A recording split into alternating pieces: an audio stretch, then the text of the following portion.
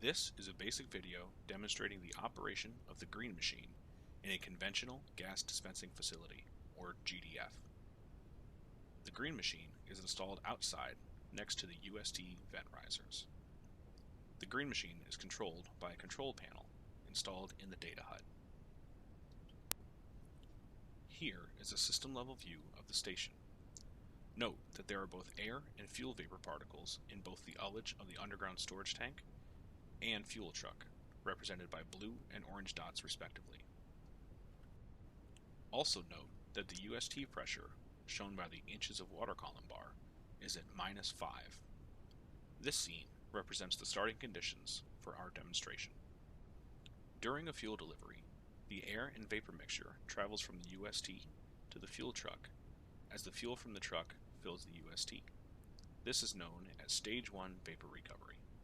During this process, the pressure in the tank typically rises quickly. When the pressure in the UST rises to 0.2 inches of water column, the control panel commands the green machine to run. The green machine pulls both air and fuel vapor particles through the vapor piping and traps the fuel vapor particles in the carbon bed of the green machine. The air particles continue out to the atmosphere.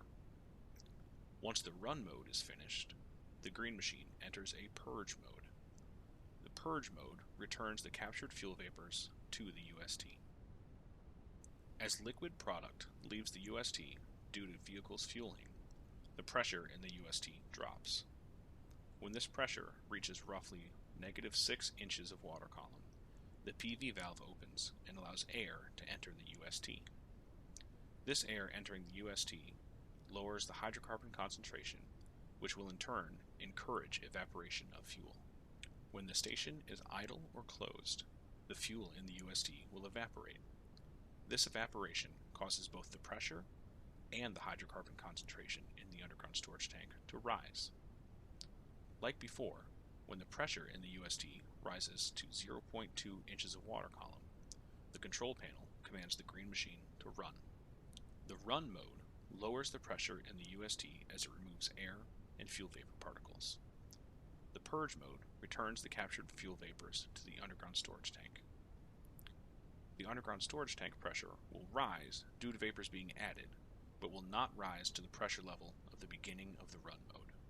This is because while both air and fuel vapor particles were removed by the run mode, only the vapor particles are returned by the purge mode.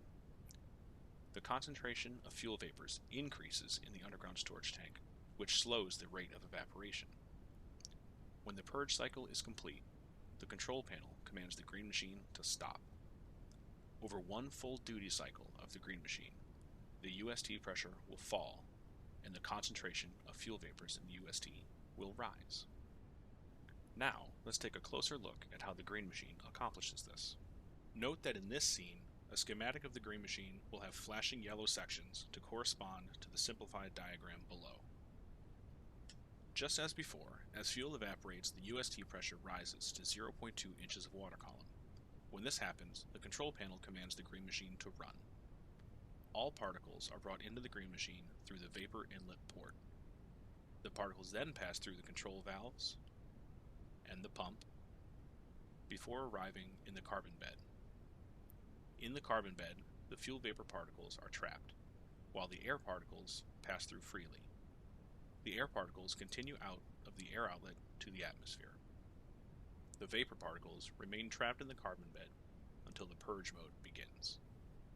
In the purge mode, the control valves change the direction of flow, so the vapor particles trapped in the carbon bed are returned to the UST.